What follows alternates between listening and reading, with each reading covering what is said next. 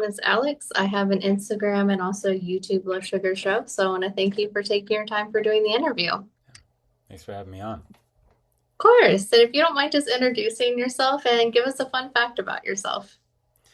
So, I'm Dustin. I have a recording project called Blackstaff, and I have goats. Oh, Yeah, that's pretty exciting. five goats. Are they like, I guess they're all outside, not inside at all? Yeah, no inside goats. Yeah, they're little Just, Nigerian dwarf goats. oh, I bet those are really cute. Oh, they are. Yeah, they're a lot of fun. How about Awesome. you? What's a fun fact about you? I do not have goats. That's right on. I have two dogs and a cat, and they act like they're starving all the time, and that's pretty fun. I know the struggle. Yes.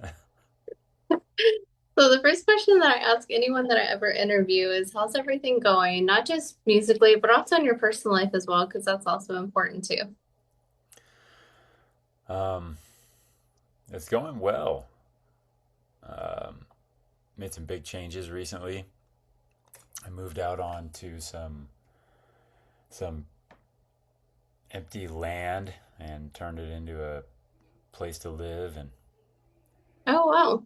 yeah, and kind of made myself a new space for music. And this is not it. I'm actually on vacation right now, but Okay. Well, yeah, that's but still exciting. yeah, That's awesome. How are you liking it? it's amazing. Yeah, it came from so in Washington, kind of the biggest thing we have going on is Seattle. Mm-hmm. And I was working in Seattle, but I've always kind of been a country, mountains kind of person. So Mm-hmm. I would live in the mountains and I would drive a long time, a lot of time to get to work every day. Oh, And now, geez. now that we moved to this new place, it's like we're closer to a city, but farther from town, if you know what I mean. Yeah. So Well, it's that sounds perfect. a lot better. Yeah, it's perfect. That's awesome. Well, I do want to talk about this EP because I know it just came out a few days ago. How are Yeah. you feeling about that? Good. It was a lot of fun to write and record it. Producing it was pretty grueling. It kicked all our asses, but um, but yeah, it's neat. Like I was telling someone else, I feel like there was maybe a little more buzz about my last album. I was pushing it harder and stuff, and this one's a little more relaxed and just kind of you know hit up Liz with Ear Split, and that's basically the extent of my promoting. And I've just been kind of writing stuff and loving music again. Last record, it felt more like a job. And do you think that's definitely helped? Like, did it make you like having this more, or like what's kind of like, your feelings now that it's different this time? For sure. Yeah, it's a lot better. Sorry, I'm trying to hide that light with my head. Um, it's much more relaxed this time. It feels like something that I love to do again. Hmm. It's been cool. Yeah, Oh, that's awesome. yeah. So now that it's kind of like released and everything, were you like kind of afraid of the feedback you were gonna get, or like were you excited about it, or what was kind of like your emotions behind that? I don't think I was. I think the more time goes on, the less afraid of feedback I am. It's like Hmm. at this point, I kind of feel like what's the worst people can do, tell me they don't like something. Like everybody's got different tastes. I mean, I know people who like to listen to music that is just like literally white noise. And Yeah. and it's just a white noise track for like 5 minutes, and a lot of people don't like that, but some people do. So I've always had this group of people in my circle who really love the music that I make, and it's always going to be kind of strange because it's eclectic. It's never Hmm. just one thing. It's not very formulaic, so I think it's always going to miss some people too.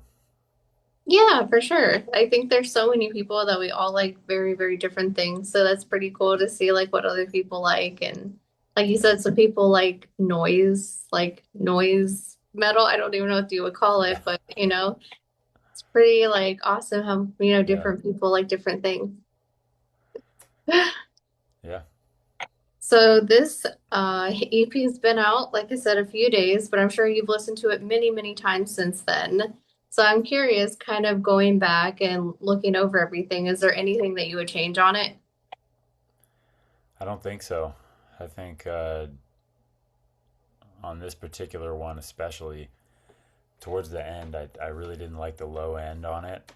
And at that point, I was thinking like, oh, this needs to be fatter. You know, we need some more thump in this thing.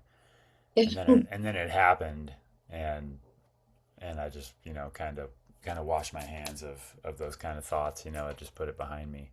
Mm-hmm. Um, I think it sounds great. You know, I heard it 1,000 times, like you said. Sometimes when you hear something that many times, when you're up to rev, like, you know, if you're getting back mix like 135, and Yeah. it's not even music anymore, you know, it's just like this gets more, I don't know, technical, or it's hard to describe, but Mm-hmm. I write stuff that I think rocks that I like to listen to, and then by the time it's put out, I just hate it, you know. Well, it's kind of like when you say a word and you say it over and over and over and over again, it's like Yeah, it doesn't even sound like a word anymore. You're like, what does this even mean? What am I saying? yeah, So, yeah, exactly. so after this EP comes out, like, is it going to be like a standalone? Is it going to lead into an album, or what's kind of like where does it fit? I think EPs are really good for me for my ADHD. You know, EPs allow me to move in like small quantities of music, and Mm-hmm. I can do like something. I can do something like really different here. I can do something like outlandish compared to the rest of the things that I put out, or take a totally new turn, and then 20 minutes later, I'm on a different track. Mm-hmm. So I think it just depends. I wouldn't call it standalone necessarily, but it's a turning point, I think, because the next stuff I'm going to be working on is going to be much more brutal than this. Mm-hmm. I'm starting to lean a lot more into like death metal influence and like harsh noise and just like big bleak sort of soundscapes, you know. So That's pretty cool. yeah, I like all those things. So yeah, yeah, is that like what's kind of next? Is like thinking about an album, EP, doing a little bit yeah. of touring, shows? So as far as shows go, this has been mostly a solo project up to this point. I've had people that I went and rehearsed with. You know, Mm-hmm. I've got a friend who came on, and we were rehearsing. You know, with me guitar and vocals, him on bass, and we're playing to some drums. But drummers are in short supply in the world. So Mm-hmm. at this new place I've moved to, it seems like I found one. So I think shows are on the horizon. Um, No, very cool. yeah, it might be a little while because I've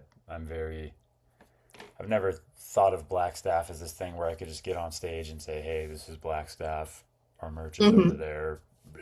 You know, just like I kind of have this vision in my head of this kind of more theatrical sort of thing, or not theatrical really, but more of a vibe than that, Mm-hmm. which is what I think is cool with live music. I love when a band just gets up there and takes you on a journey and shows you, you know, they're living their art for Mm-hmm. 40 minutes or whatever it is, and you just walk away from it and you're like, "Ah, oh, that was an experience." That's what I want, you know. Yeah.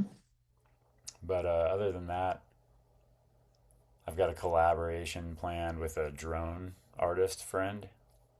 Oh, okay, that's exciting. I think that'll be cool. Yeah, DAAD. Um, his name's Alex. He's up in Canada, and he's a good guy. One of the friends I've made through this music thing. Um, Mm-hmm. and I've also got another album that I'm working on. So you got your plate full, it sounds like. Yeah, I'm always doing something.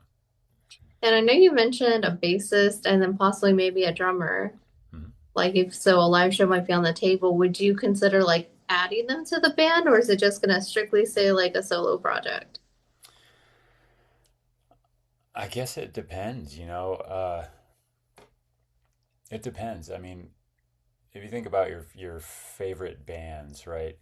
and you look in Mm-hmm. the credits and they're always composed by, you know? Mm-hmm. Um, like I think in Morbid Angel, like Trey Azagthoth was the primary composer, right? It was like his sort of him putting the songs together, him coming up with the main structures, Mm-hmm. and like Pete Sandoval and like David Vincent, like all these really talented musicians. They're they're contributing their skill. They're brutal. They're obviously amazing musicians, but they're not. When you look at composed by, there's always that sort of that driving force, and I think Blackstaff will always be that for me. I mean, I started it as just like a riff share on Reddit. Oh, wow. So it's yeah, it's like just where I was just posting riffs and saying, hey, check this out, and people were like, dude, that's heavy. So it's always kind of been my thing. But I would definitely welcome other people's creativity and their input and stuff. Yeah. So how does it feel coming from like a Reddit post all the way to here? That's It quite a jump. feels yeah, it feels cool. It feels great, especially because music. I was on hiatus with music for a long time. It was something that I did when I was a kid. I love to do it. Mm-hmm. I've always been just sort of consumed by music. I have my mind is I can play albums from start to finish in my brain. Just a very musical kind of fixation I have in my brain. So Mm-hmm. as a kid, I was always really into that, but then I got into drugs.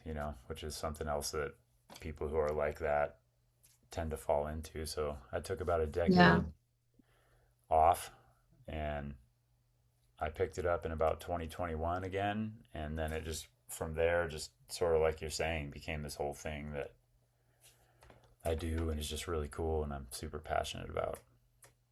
Oh, that's awesome. Yeah. So it sounds like, I feel like when you really love something, like even if you have to like go on a roller coaster, like you're there, you're out, but you always come back to it. Yeah, It's like music absolutely. is like something you always have to do. Yeah, exactly.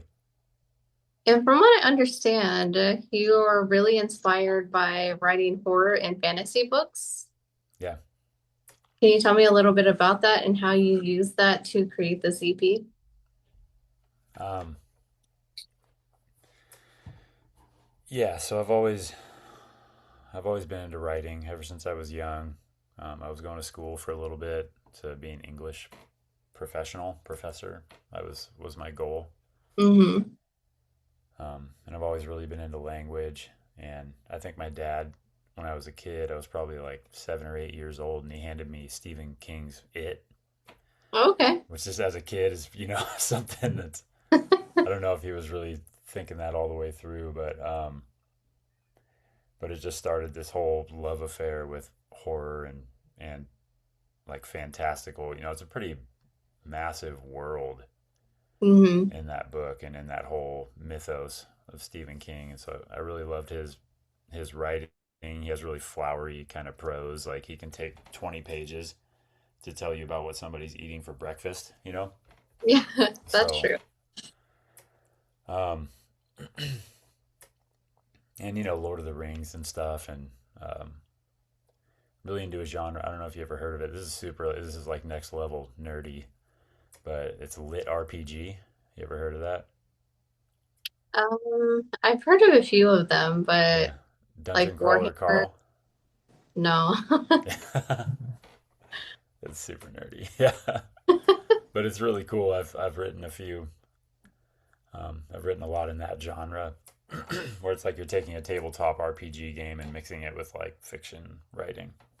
Okay, that's Yeah, pretty cool. I do enjoy those because I like to control my character. So, yeah, right on. so did you use that and like incorporate it in the EP, like for a theme or? Um, yeah.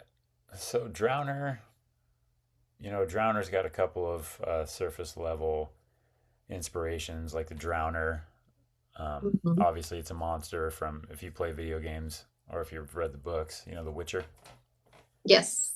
So there's a monster in The Witcher called a Drowner that's based on like a Slavic monster from their folklore. Mm-hmm. and Will o' the Wisp and stuff like that. And there's a scene in Lord of the Rings that really inspired me when they're going through the Dead Marsh, I think it is, Mm-hmm. and the candles of corpses are in the water, and they're like drawing Frodo in, and Gollum's like leading them through the swamp and stuff, and all the lights are trying to pull them into the water. Yeah. So there's some of that. Yeah, and that stuff's always there. I'm really really into that stuff.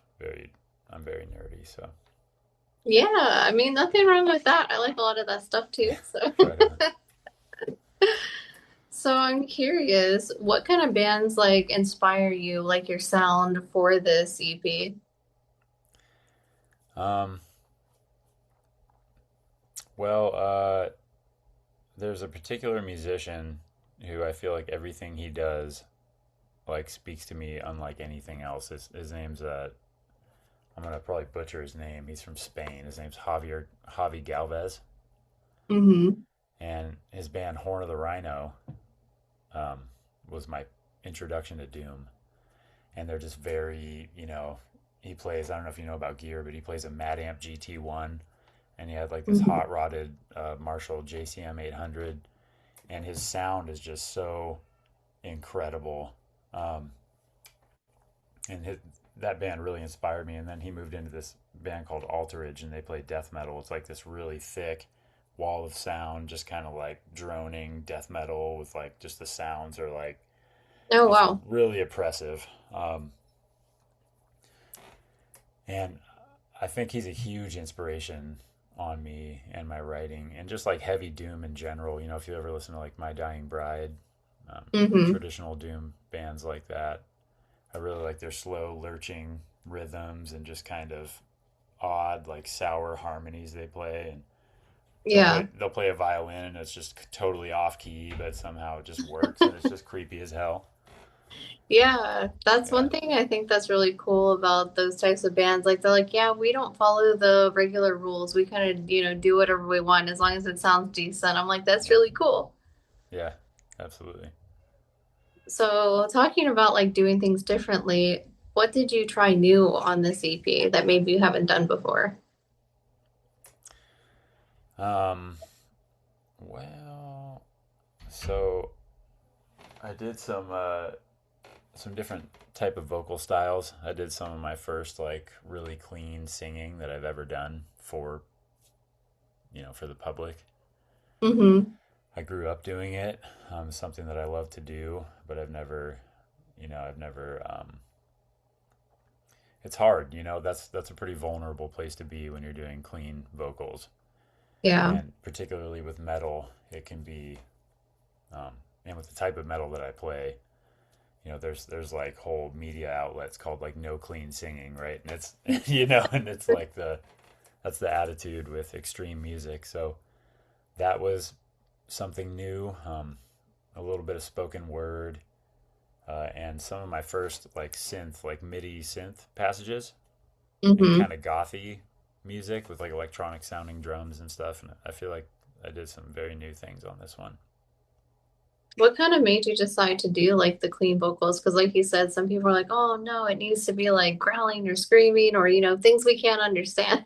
Yeah, that's not brutal. Yes. Poser. Yeah, exactly. It just felt right. That's what drives me a lot of times in music. I'll get like this movement stuck in my head, and it's like I can't not do it. If I don't do Hmm. it, it just doesn't feel right. It's like you've got this puzzle piece, and it's got like, maybe like 2/3 of it fits, and just one piece is just sitting up on top. And every time you look at it, it's like the light catches it. You can see that piece like riding over top of everything else. You're like, that's not where that goes, Yeah. So I can't. I don't really make those decisions consciously. I think it's just something. It's a feel thing. God, So yeah, that's pretty cool. Me personally, I feel like in metal, I really like clean singing because I'm like, I can understand the lyrics, which, it adds more to it because you're not just listening to the music, now you're listening to the lyrics. So you're putting these two together instead yeah, of having to go find the lyrics. You're like, what is the song even about? I can't understand anything. I agree. Yeah, I So like to hear the story. I like to know what's going on. There is that textural thing too, where you're like, that sound is not as brutal as if they went "Bleh," or whatever. But yeah. I like the story. Like I see in your room there. I don't know if you're really there or if it's a green screen thing. Is that your I room? wish I was. This is like what it should look like eventually, Yeah, but yeah, yeah. Right on. I see you got Mastodon. I love Mastodon. I love their yes, stories too. they're really good. Yeah. So, and I know it's like an EP, so obviously it's going to be smaller than an album, but how did you decide on like, okay, it's going to be three songs, they're going to be this length? Like, what was kind of like the thought process when you went into it? Um, so I almost tried to do more, but at some point it's like, am I adding to it or am I taking away from it? You know, by pushing past a certain point. And for this group of songs, it just felt right to end it where it did. You know, um, Hmm. and like I said, I had a track four, and I was trying to push through and you know muscle out a few more minutes at least for the EP, but Yeah. it didn't feel right. You know, just again, you know, it's a feeling thing. You know, I came to that point and I just said, yeah, this is where this ends. Yeah, you don't want to be like, I don't know if you watch Dragon Ball Z, but there's a lot of episodes that just have like 10 episodes just to like get to the final person and defeat him. Yeah. I'm like, it did not take 10 episodes for y'all to fly over there. Like, no. Sometimes they just power up for like 3 episodes on Dragon Ball Z. They're like doing one attack, and the dude will just sit there and just tremble at him for 3 episodes. Yes, so I'm glad Some you of my didn't. intros are kind of like that. They're just powering up. Exactly. Yeah. So talking about intros, Swamp Light, for everyone who hasn't listened to it yet, it's 10 minutes compared to the other two songs, which are around 4 minutes. Was it meant to be so long, or was it like an accident, or what was kind of like the creative process behind that song? So that one, um, so it's 10 minutes long, and that spoken word part that's at the end that used to be another track. Um, and I do that sometimes. You know, I do that with atmospheric passages like that, spoken word, or if I have like a super long intro on my last record, Mm-hmm. I split off "Say" from "Cloak of Stars," which is a song. They were also one song at one point. So Yeah. you know, I'm not sure how long the Drowner bit of Swamp Lights is, but I would say Swamp Lights used to be around 7, 8 minutes or something like that. But yeah, that one's just very. That one is definitely the meat of the story. I mean, that's why the album is sort of focused around that location and that moment in time. You know, with the lights floating above the surface of the water and the creature Mm-hmm. that's in the water, because that was the one. You know, that's the one that inspired me to go through and make this thing. So it And needed some fleshing out. I feel like. yes. So I have to ask, does the creature in the water have a name or any like detail, personality, anything like that? um, I think he's probably just a nasty little gremlin dude, you know, and yeah, he's probably not very nice, but I don't know. Maybe he plays Magic the Gathering. Maybe he's on his way back from the comic book store. Just Okay. stopped for a dip, you know. Well, I Maybe don't know if got I'd want to play Magic with him if he's any good. he'd probably ruin your cards. Yeah, exactly. Then they'll get all wet, and if he rage quits, he might eat them or something, and then Yeah, I'll never get them exactly. back. So, Yeah, you're like, dude, I spent $400 on that land base. yeah, that's a lot. Yeah. So, what message do you hope that this EP tells, like for someone who listens to it? I hope they just go somewhere else with it. You know, um, I hope it pulls them in and takes them somewhere else for a bit. You know, um, I see also you have an Arch Enemy poster back there. So I used to when I first started listening to metal music, it was like Morbid Angel, Cradle of Filth. You know, early Arch Enemy. Hmm. Back when like Ravenous dropped. You know. I Yeah. used to listen to stuff like that and just all the massive melodies and like all the brutality and stuff. I used to put on headphones, just like these big ass headphones, and just lay in my bed with my CDs going and just like zone out, all night. Um, and it used to just take me somewhere else. I put on like Her Ghost Mhm. in the Fog, and all of a sudden I'm in this creepy forest, and this like Yes. gothic romance novel, and I love that type of stuff. So I hope it takes them somewhere else on a journey. I hope they rock out a couple of times, and that's what more can you ask?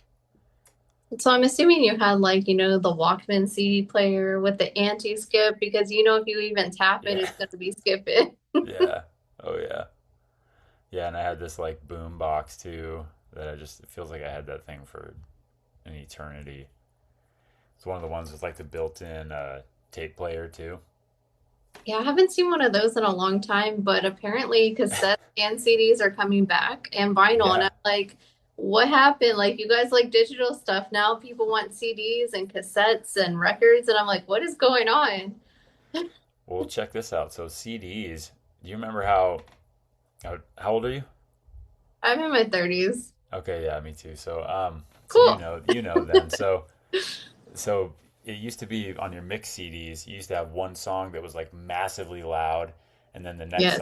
the next song it would be like quieter, but I would kind of know when I was showing people music, I'd be like riding the volume knob because the volumes would be all different. Well, Yeah. digital has done this normalizing thing.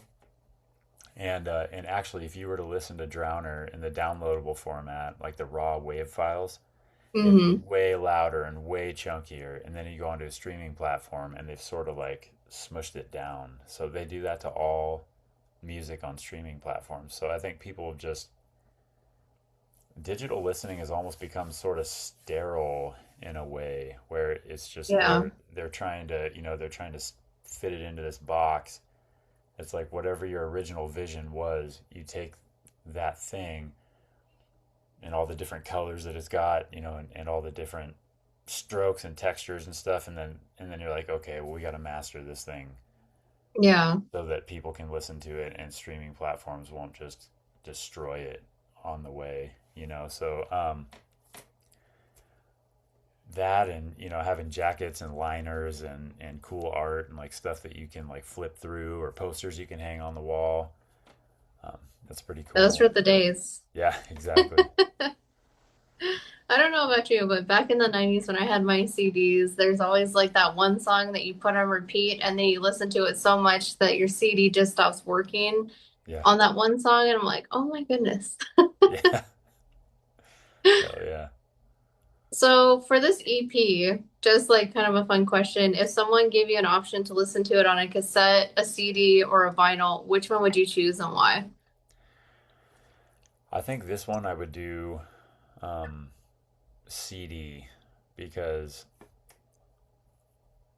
vinyl's another one of those things where you have to kind of sculpt your master in order for it to work with vinyl because it'll spit the needle out of the groove or any kind of things. And then tape can be a little lo-fi. I still do dig tape, and I have tapes made of my first EP, but this one I think I might even end up doing a CD run of it just because of how, like I was telling you in the raw form, like this album thumps. It is like I Yeah. turn it up in my truck. If I turn it up to the loudest my truck volume goes, my system just doesn't know how to reproduce it. Like it'll Oh, clip wow. it'll clip the speakers, it'll do whatever. But if I turn it just a little bit below that, there's this Hmm. sweet spot where it's just feels like when I was a kid. It's just huge and massive, and it's just kicking you in the fucking eardrums.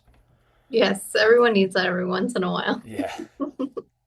Well, awesome. I will let you tell the audience the name of the EP, where they can get it, and any fun announcements where they can follow you. Right on. So the name of the EP is Drowner. My project is called Blackstaff. You can get it at blackstaff.bandcamp.com. And if you get on my mailing list, I like to give stuff away. If I ever do merch runs, um, I sent like some download codes on my mailing list. But I'm most active on Instagram. at Blackstaff underscore doomed, Doomed. And yeah, Well, awesome. And for anyone watching the interview, I'll make sure to put all the links below so you don't have to go searching for it. Makes it really easy for you guys to